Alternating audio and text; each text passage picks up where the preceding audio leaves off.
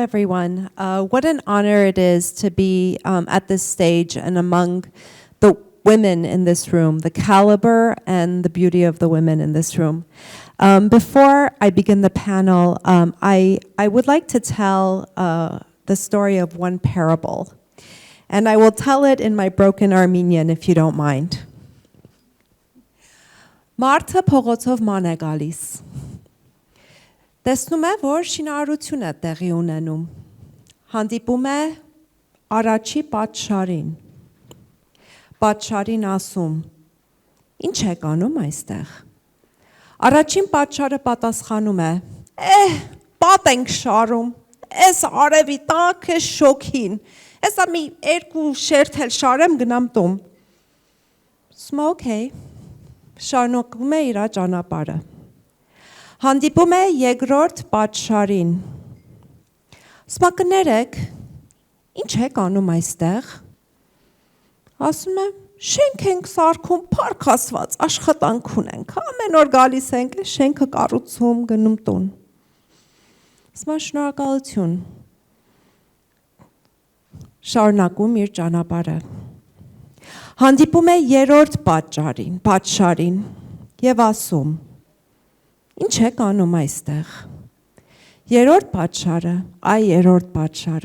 պատշարը ասում է վանք ենք կառուցում։ Ես ուզում եմ ձեզ ծանոթացնեմ մեր վանք կառուցողներին։ Այն մարդիկ, որ չունեն պատշարողի մտաբանություն. Yeah, they don't have a job. Մարդիկ, որ չունեն պատշարողի շենք սարքողի մտաբանություն. They don't have a career. Ունեն վանք կառուցելու մտաբանություն. They are building a cathedral. These are incredible women of purpose. If you go and you grab a glass of wine and you look out at the winery in front of you, you know that you are in a cathedral. If you go to the fast office and you see the incredible work happening there, you know you are in a cathedral. And if you get to know what FemInno does, if you get to know Seda, you can tell she's a cathedral in and of herself. So today I want to introduce you to the power of purpose. This morning, Arena talked about the power of one, how one person can make such change. Today I want to introduce you to a group of women who probably will never work a day in their lives ever again because they have combined purpose, arakelutun, with who they are. And we are so blessed that Armenia is part of their purpose. So as an introduction, Victoria Jan, I'm going to start with you, and I'm going to ask you each to introduce us to your cathedral, what it's like, and what you preach. Wow, thank you so much. That was so beautiful. I almost teared up. Really, that was amazing. Thank you for that beautiful introduction.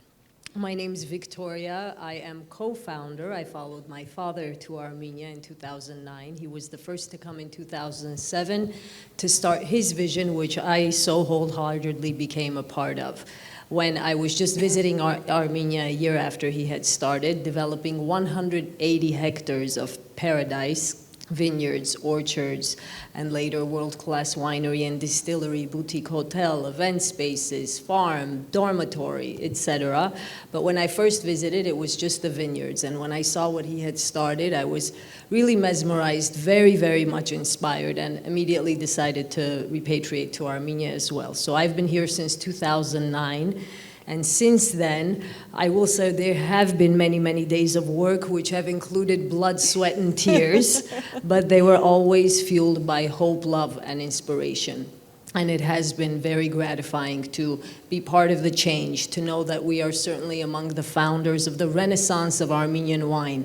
And it is truly that. When my father said what he wanted to do, and I started kind of educating myself about the history and heritage of Armenian viticulture and enology, or grape growing and winemaking, I was really mesmerized by what a rich history we have. And in the wine world, really, we couldn't make up a better history than the one that we have, in terms of being the biblical legend, our terroir, being on the magic of the 45th parallel, this perfect climatic conditions for growing of grapes, having the archaeological facts that we are the first grape growers, we are the first winemakers, and not just wine culture.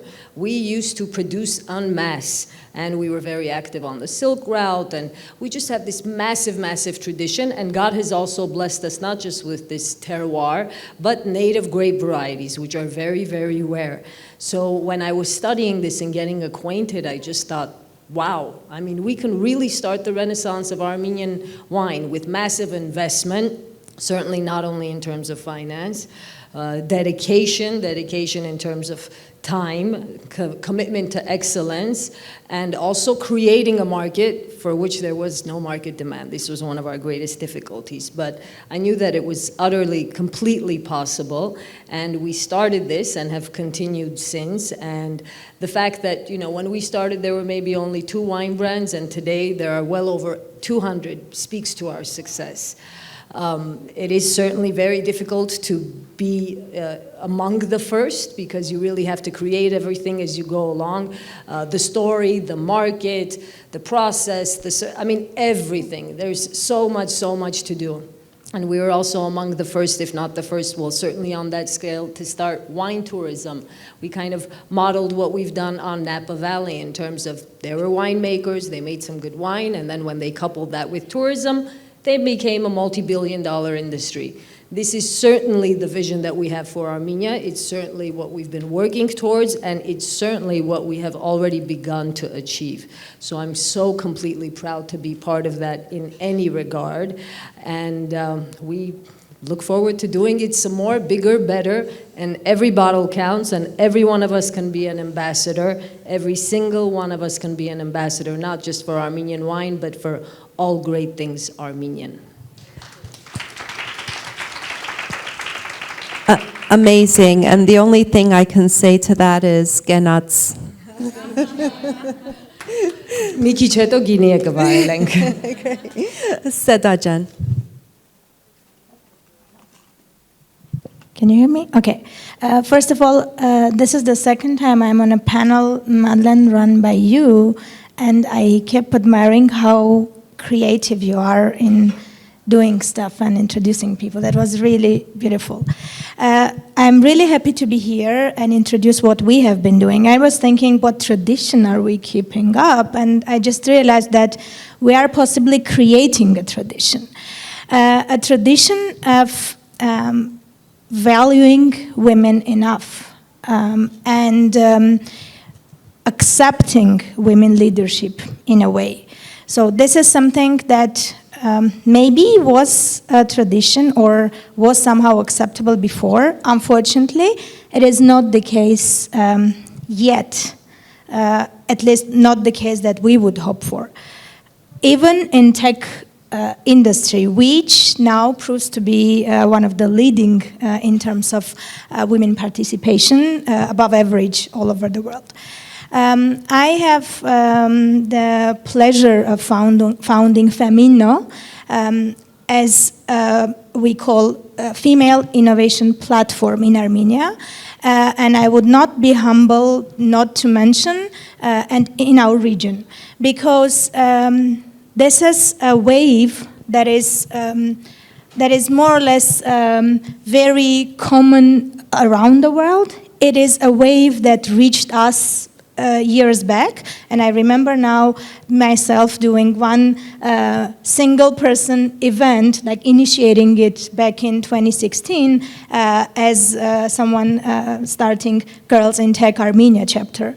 And now I am happy to have the proud moment claiming that we are ready to announce here and there that Armenia is a country with most women participation in tech industry. What we do, yeah, that deserves a round of applause.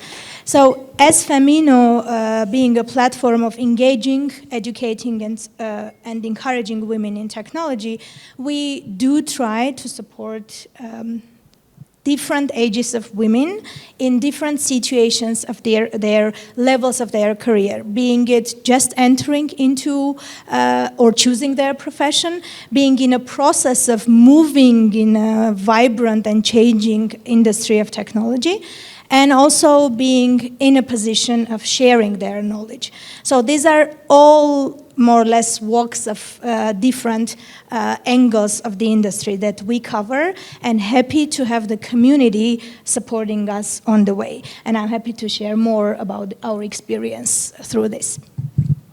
Thank you. Suzanna Jan. I want to echo my co-panelists about your amazing introduction, Madlene. Thank you so much. At the FAST Foundation, we do a lot of things related to the innovation ecosystem in the country, but if I would briefly try to explain the philosophy that we put into things is the following. Armenia as a nation has a very unique trait of surviving, and education and innovation is a big part of that. They say best innovation comes from scarcity, and there's nothing that we were better at historically than scarcity. And we have been extremely creative in surviving here and succeeding and surviving everywhere else. And we are at the point where we have historically an opportunity to finally start creating our own, not creating and preserving something, but actually really creating something that is our own, that it is in our homeland. And what we try to do at FAST is to leverage this genetical phenomenal opportunity and trait of creating something out of nothing, but in our country, and really trying to see how we can make sure that we have a nation of creators in this country, because there are so many amazing cases of technologies that were created by Armenians out of Armenia. Most of the things that you, I'm sure, have heard, ATM, color TV, MRIs, and all of that, they have been created with the participation of Armenians, but elsewhere. So our vision is, what do we do to make sure that, first of all, that amazing network of people, highly successful people we have in the world, can start contributing back in terms of knowledge to Armenia, not just money, because this is something we always get ourselves trapped into, but there's so much knowledge, and how we can make sure that we create a generation of creators in any dimension. Obviously, we ourselves are focusing a lot more on technology, but I think some of the innovative solutions that we're trying also to put into the educational system hopefully will impact other professions as well, because I do believe that we do have character that is not leveraged enough, and hopefully through focusing on education also and bringing in that mindset of a creator into our children, we're going to be able to create many amazing things in this country. Incredible. So those of you who have been with us since this morning have heard some incredibly astounding comments. Teni Avakian from Goals said that her organization was founded after a father or somebody said no self-respecting father in this country would have a daughter who plays sports. And that's how Goals, right, the organization that works on women's soccer, was created. From Sheila Pailan, we just heard an astounding story about the challenges that she faced here as a human rights lawyer. So my question is twofold. We have the unique opportunity on this stage of having insight from women who have the lens of innovation and entrepreneurship through a woman's eyes. So my question to you is, what paradigm shift have you been a part of as far as women and the way women are seen in this country that you have seen already shifted. And I will put it in tech terms so Seda and Susie understand. What's on the roadmap? What's the next paradigm shift that you think our country needs to see? And this time I'll start with you, Susie Jen. Very complicated question. I actually think what Shayla said, it really deeply resonated with me. I think it's about the confidence in the following way. It's very, very easy to be disappointed and not believe in the opportunity and the future. It's the easiest thing one can do. Yep. That's the easiest. You don't need no education, no effort, nothing to do that. It's extremely hard that despite the realities, despite the hardship, despite the scarcity of resources, you actually do believe that yes, an effort can make that difference, and yes, it is worth putting that effort. I think that's the paradigm shift we are really lacking, because even those who work in our space, and usually those who work in innovation and technology, can plan longer term and do believe in some of the transformation of the technology, but when you really have a deeper look, you still see that many people plan very short term. And if you go deeply, it's highly psychological. People really have lack of belief in the future, have lack of belief that what they do today, the hard work they do today, will contribute to tomorrow. And that's why they structure it so that they definitely know it contributes for today. And they do amazing work, but many of that gets lost in time. So I think the biggest paradigm shift in anything, and in this sphere as well, and more so, should be a little bit more oriented on the future, and we need to be confident that there is that future. Unless we are, there is no future. And I think this is the only historical momentum in our nation's history where we can have the luxury of assuming that we can have that future, because we have statehood. Good, bad, government, this, that, that's the easiest thing to say. But we do have statehood. And what do we do with it? And each individual does have an opportunity to do something. Innovation sector has the biggest opportunity to do things, because we can go as creative as possible if we think of the right things, not just exploiting the best talent, but what do we make sure that this talent creates for this country, for the better Armenia tomorrow? I would want to see many, many more people talking about that future. If I said Genats to Victoria, to you I say Amen. Seda Jen. I was thinking about an example to just be more visible. I was telling you about one event that I just decided to test and see whether anything women in tech, girls in tech is related to the society I am in. It was back in 2017, early 2017. And after this small test, why not test? We will see if that's relevant. And by the end of that year, we were organizing first ever hackathon with 100 participants, majority, 80% of them being young girls initiating stuff.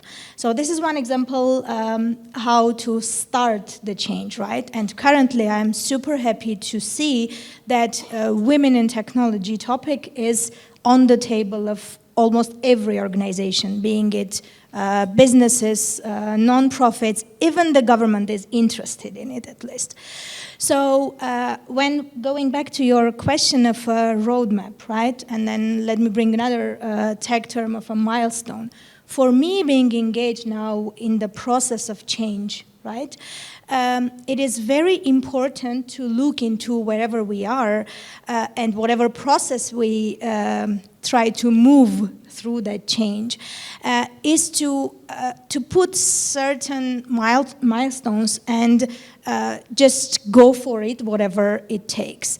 In my case, first of all, if we are happy about the results and participation of women in the ecosystem, which I am as well, but you know better than me, Madlene, that we lack a lot of women leadership in technology, which is the case all around the world. But in Armenia, when we clearly see that there are enough hard work, enough effort taken by a lot of women now in the industry, how come they cannot or are not allowed maybe to reach certain levels of leadership?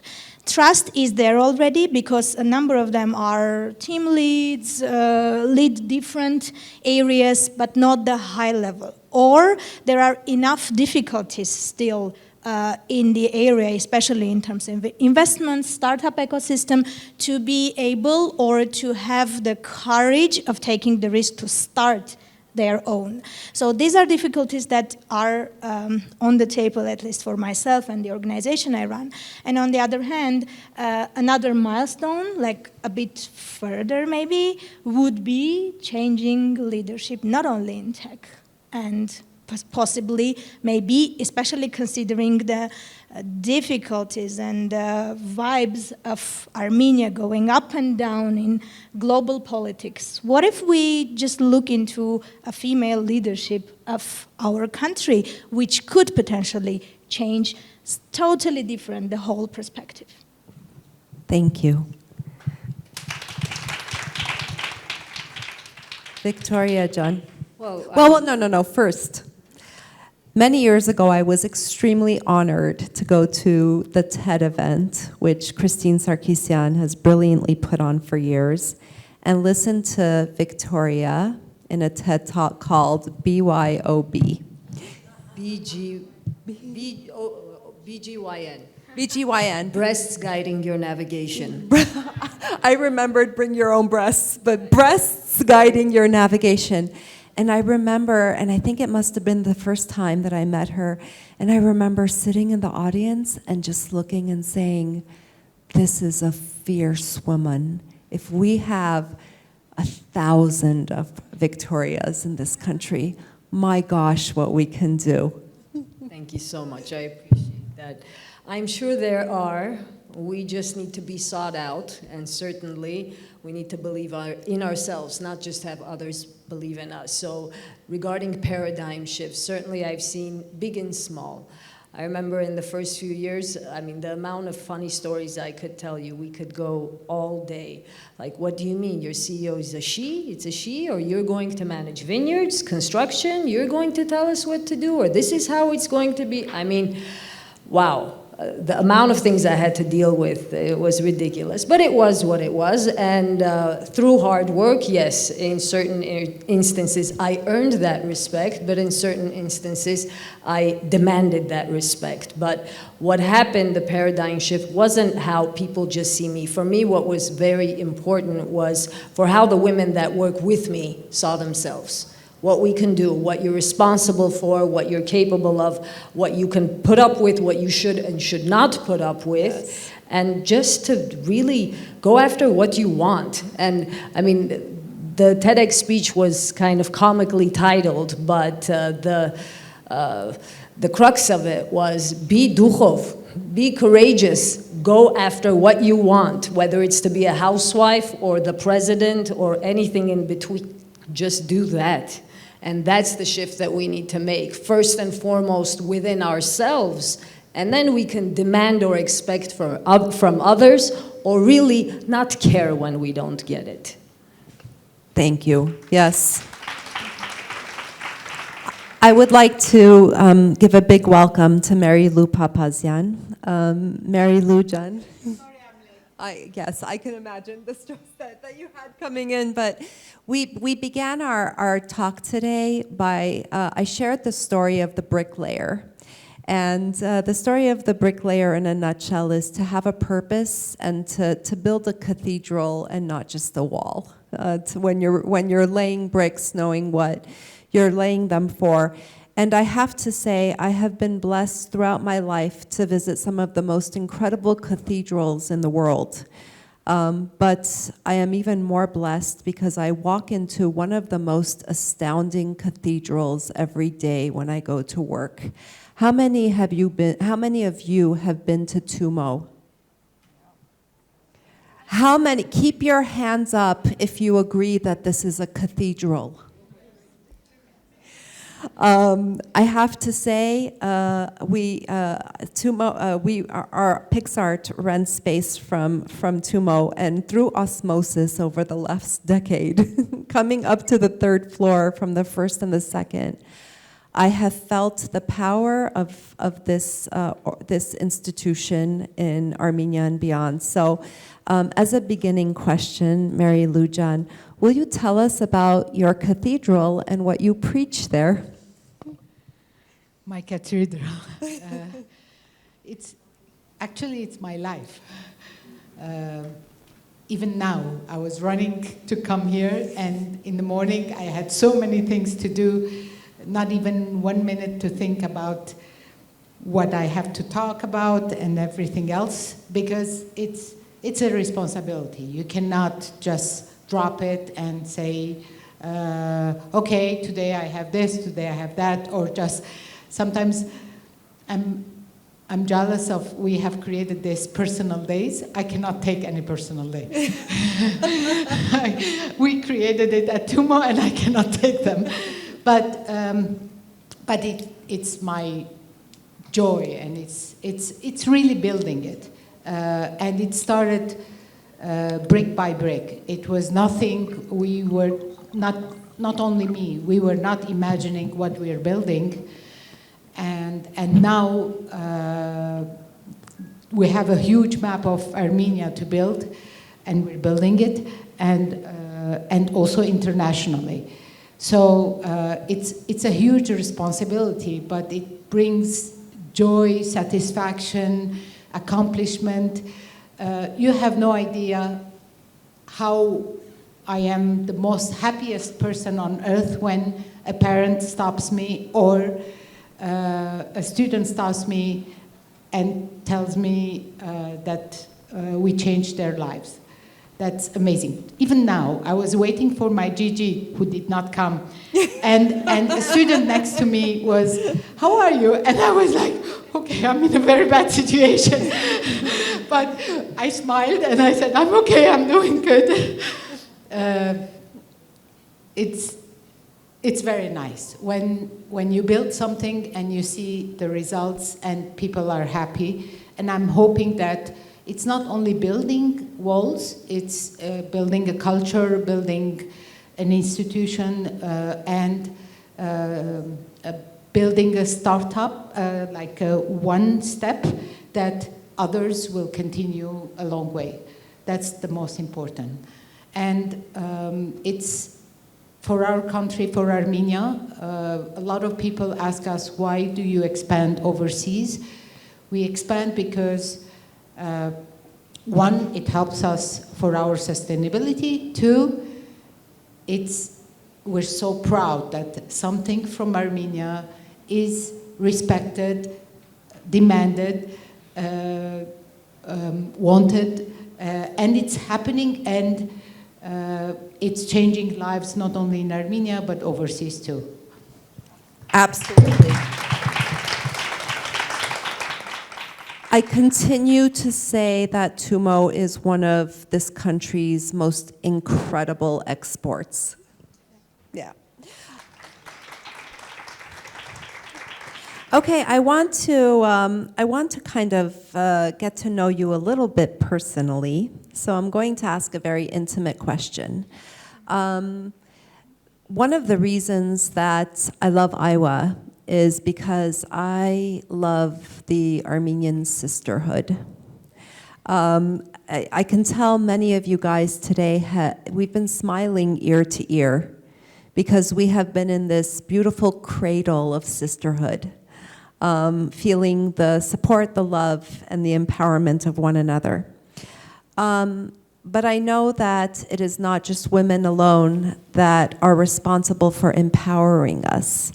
So at first I wanted to ask about a mentor, somebody that has given you wings. And I asked you to think about a woman that had done so. And Marie Lou gave such incredible insight that sometimes it is also the men that give us these wings. So I wanted to have you open up today about a mentor or mentors that gave you the wings to embrace the calling that you live today. So who would like to go first? Victoria. Well, first and foremost, I was very blessed to see my mother, what she achieved by herself as a single mother, having just moved to US. And I mean, the way that she took care of us and became successful was beyond inspiring, and she did so by example. So that's what I saw. So I knew that it could be done. In terms of work, yes, absolutely. My father, he, you know, it's been a very interesting experience because certainly he gave me the opportunity to grow, but he made sure that I had difficulty doing so, which absolutely helped because I needed that.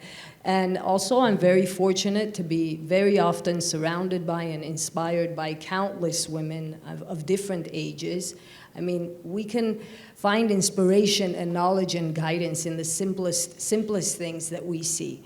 You know, we just have to be looking for it, seeking it out, and recognize it. It's everywhere.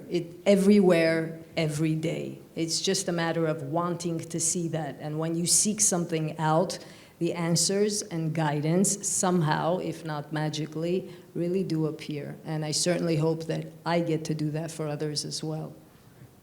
Incredible. Yeah, this is a question that I believe that we all are being asked all the time, and sometimes those mentors change.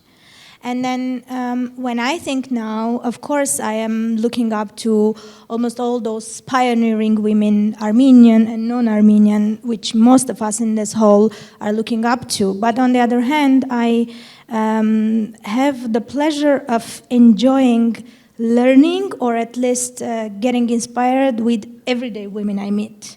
I had a conversation today that inspired me enough to just think of things or relate myself, and then keep up this mentorship value and vibe that helps you move on.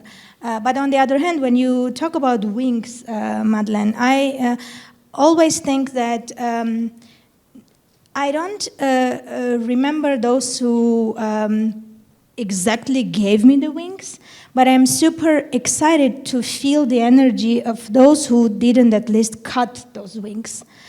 And that was firstly my family. So I was lucky and blessed enough to have a family who at some point, and even now, sometimes they don't even get what I am doing. And my parents usually ask, so what is this now that you are doing? And I am very happy to have them just next to me as a support mechanism, one very important one, that they just are with, okay, whatever you're doing, we are with you. Can we be invited to that? So this is one thing that I am really happy to mention. And on the other hand, when I now look back to my personal life and keep thinking of a mentor, especially when it comes to female mentor, almost this time, 12 years ago, I gave birth to my third child, a girl. So throughout this all time with her, it seems that I am one who is mostly building her, but she is the one who is mentoring me back. That's what I feel. And this is one very interesting feeling that I have around mentoring and who potentially mentors me on the way. Incredible.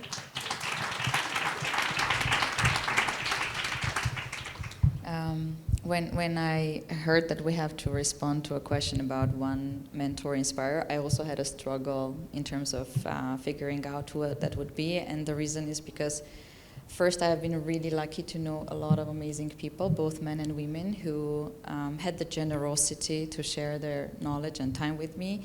Many people know me as a talker, but I am also a very greedy listener. So I love stories and I love hearing about personal stories, both struggles and successes, and trying to relate what that journey looks like, because you find a lot of wisdom in those as well. But when I thought a little bit deeply, I realized that maybe the biggest role model I have in my life, and it's funny that everyone mentioned the family, is my grandmother. I had the pleasure of meeting my great-grandmother and my grandmother, who's still obviously alive and healthy. She had 3 children, and unfortunately my grandfather very abruptly left this world when he was only 47. And she has built an entire life and several careers, raised 3 children, and not a single day I have seen her complain or talk about a struggle. She has done the hardest thing gracefully and elegantly. At the same time, we have this, impression that if you are a hardcore woman, really, standing up for yourself, then you have to be, harsh and not feminine. She is like the most feminine person I know, and she is also the most life-affirming person that I know, grateful, including for the hardships, but always I've seen her enjoy life. It was when I was older that I knew through how many struggles she has gone through. And I think having that in my life has also shown me that you can't put up the responsibility of effort from yourself and deflect and say, well, this happened to me, but this person didn't support me, but how could I? I didn't have anything. All of these things is that everything is possible, and you just, squeeze your teeth, do the thing, and sometimes it's even easier than you anticipated. We usually think it's much, much harder, and then you start doing it, and you're like, that wasn't very hard. And I think I had that since childhood, and I still have that. There are so many things we are afraid of, and that's true. Every person is afraid of something, but you at least have to try and know you failed instead of not trying at all. So I think that's one thing I really learned from her, and one thing that really guides me in life a lot. I rather try and fail than regret that I didn't try.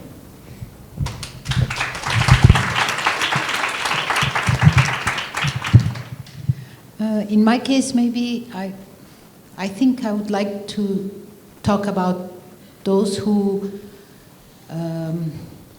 not mentored me, but believed in me. And I think I have a few, more than one, that paved the way and helped me to be where I am. One of them is my grandfather, who always respected my choices and encouraged me to go and study engineering. The other one was my first boss in New York, Italian Sicilian, the real Italian Sicilian in construction. That was like a shock for me, because I was coming from Beirut, not even fluent in English, and he was pushing me, believing in what I can do, taking me to those meetings in Manhattan, all the way up on the 15th or 50th floor or something, putting me in the middle, and always telling me, you can do it, you can do it. And then my husband, who has been always supporting me, believing in me, encouraging me, and even pushing to the limit, like things that I am very afraid or not willing to do, always pushing me to do it. And finally, my kids. I have 4 boys and 1 girl. Bravo! They have been amazing all along and until now. Thank you. Thank you. To get to know the audience a little bit, can you raise your hand if you work in the innovation or entrepreneurship sector? Okay, good. The majority of us have a lot to learn from those that are working in innovation and entrepreneurship, because we've been listening and hearing over the last few years especially how fast technology is evolving, how it's going to change over the next few years. And we're extremely blessed in our community to have some of the women that are at the frontier, are at the first line of this technological advancement, at this kind of the quickest pace, the biggest change that we have seen in technology, at least I believe, in the last few years. So I'm going to read the question. Many of you have heard about generative AI, correct? ChatGPT, other language models. I see Dr. Papoyan in the audience, so he's a leading expert. You guys can pick his brain if you want to learn more later. But I want to ask you, in entrepreneurship and in innovation, how can AI help us fill the gaps that we see in empowering tomorrow's female visionaries and female entrepreneurs? So, Marie Lou, I know you have a lot of experience, so I'm going to start with you. I think this is one of our biggest opportunity, at least for the time being, to leapfrog and jump. But there is one catch in it. Like, we all hear that, oh, you can, instead of writing an article, you can just ask ChatGPT to write it for you, and that's it. Or you can fix something, or you can, prepare a presentation. Of course, you can do those things, but I think the real thing is to understand how AI works and to see how it would help us to leapfrog.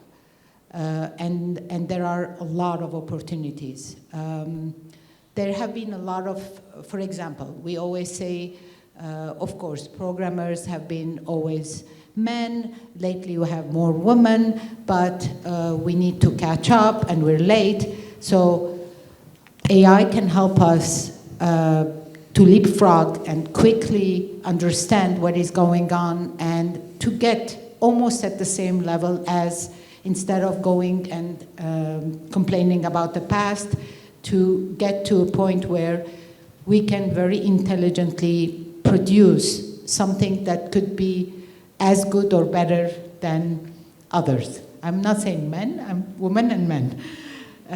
But we need to take it seriously and to understand and not go with the trend. That's the key, I think. And be on top of it all the time and not say, oh, that's not me, too complicated, I cannot understand it, or I don't want it. No, we have to be brave enough to understand, go deep, and see what is good for us. And I think there is a huge opportunity for women to jump and get to a point where we'll almost not even be able to say, are we equal or not anymore? Susie?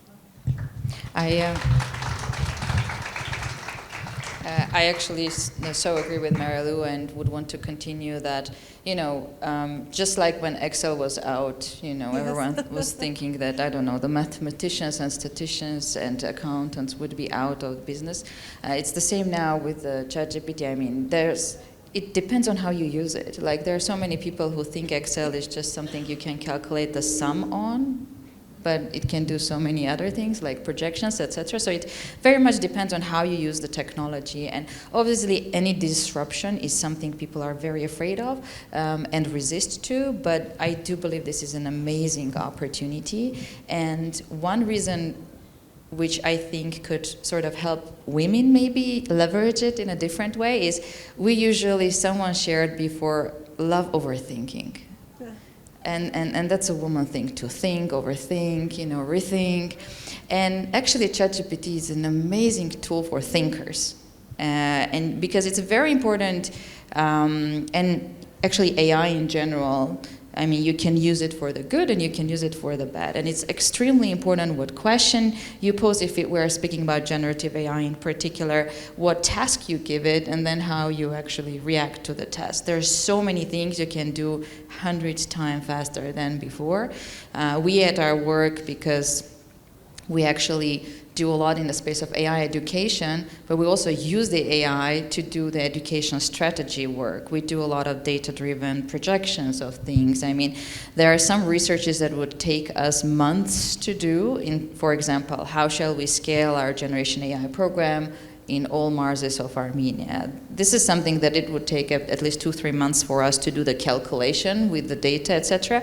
But we had the data collected already, and within several days, with the right prompts, we got really great results. And I have to tell you that it's super popular in our team, and it's 80% women in our team, unfortunately, actually. We try to discriminate men over women when we recruit people, because we have lack of men in our team.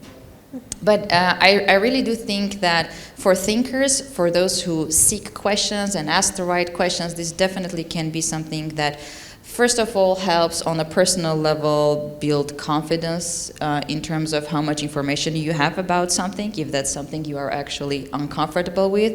This is a big research opportunity. You don't ask anyone, you ask the vast amount of information, and only you know what you ask. So I know some people before, some speakers before were sharing that we sometimes, have some resistance in terms of thinking that if we ask this question, we might sound stupid. First of all, I don't think there's anything bad in asking any question to anyone, but if you are uncomfortable, then this is a great tool for you to gain a lot of information very fast. And then second, you can create a lot of things, and yes, time is very important, and we do have very limited resources here in terms of human capital and other resources, so this is a great way to do things with very few resources in a very quick time, something that in any other case would be much more resourceful. So, and if we look at this as an opportunity, and for women in particular, ask as many questions as you want, think deeply of the requests you ask it,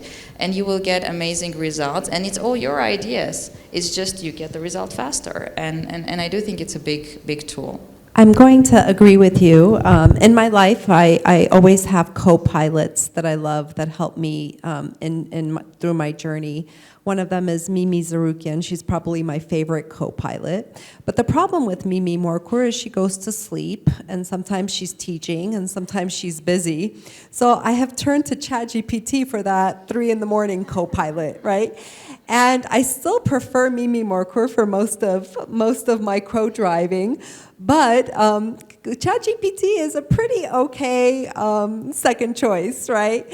And so I agree with you as far as the co-pilot or the assistant. I never am embarrassed to say, wake up, I need your advice. So I completely agree. Seda Can.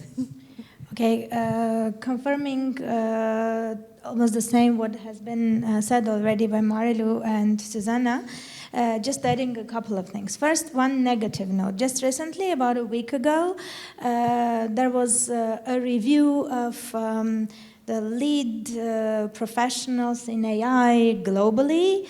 Among 20, there was only one woman. That again shows the difficulties of leadership, female leadership in technology, whatever the technology is, and including something like fast-growing as AI is. On the other hand, again, continuing what has already been said, one thing I am following around the society, and especially those who are not in tech, not only the fact that it's a very interesting conversation about which jobs are going to disappear. That's something we need to live with, understand, and move on and react properly. But on the other hand, there is a fear in the society, like people who don't relate to technology anyhow, thinking that, they're going to turn us into robots. Is it the case? We don't want to use artificial intelligence. We don't want to lose our intelligence. So one thing that I keep saying and advise anyhow is to start living with what is happening with us now. The earlier we do, the better results we have. As if when it came to internet growing enough and bringing us the video conferencing, we would just say, okay, I'm not gonna video call anyone because that's not natural. I want to see the person like on site here and now. So for me, this conversation about, what is happening, we don't know what it brings, let's know what it is. And one thing is just very clear. Right after going out of here, start using ChatGPT. Start asking questions. Teach your children and your parents using things that are there for them, making their life easier. The more we use, the earlier we start using them, the better future we have. So if I said Genats to Victoria and Amen to Susie, to you I'm saying Haurtokos.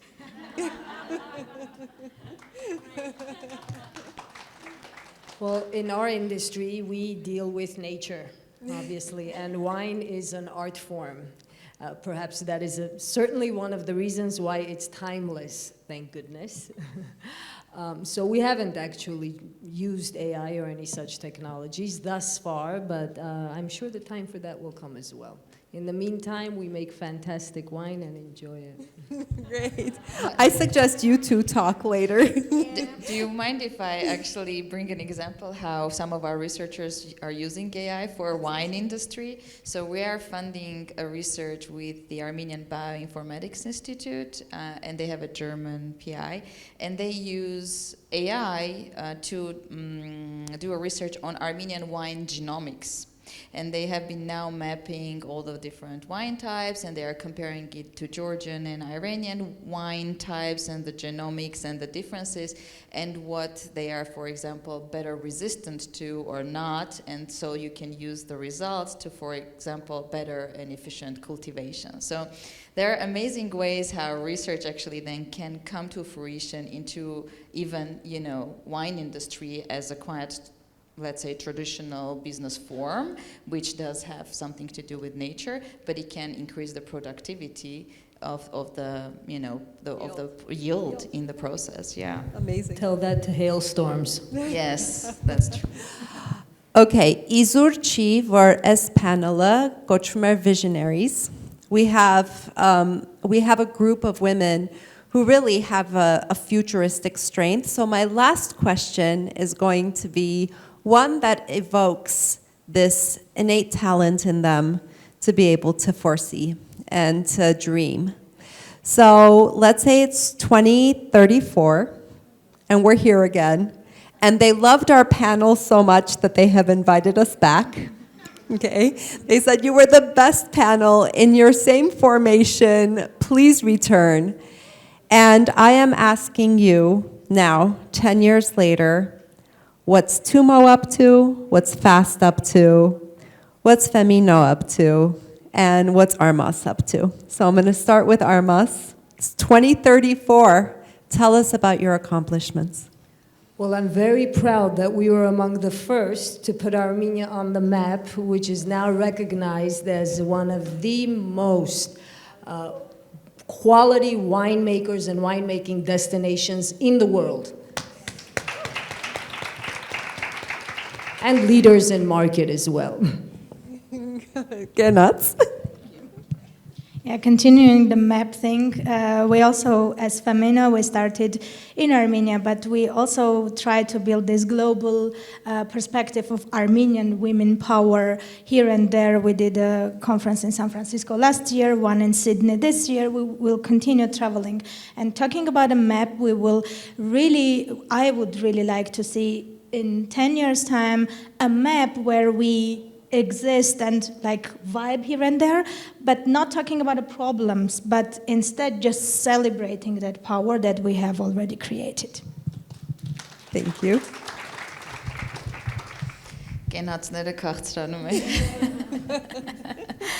I think for FAST in 10 years, we would be looking into a very robust ecosystem of innovation and a destination where companies and peoples come to find really strong tech researchers and founders. So this is the type of a change that we would hope to bring to Armenia.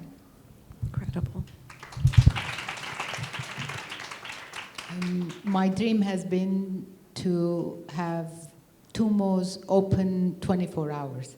In 10 years, I'm dreaming to that day that we have no space, we have to open 24 hours, and everybody is complaining, staff-wise, that what did we create and what did we do? And the kids are the happiest kids on earth. Thank you. Dear AIWA, please consider having this panel back in 10 years because I have an expectation that you're going to hear that much and much more from this incredible panel of women. Please give them a round of applause.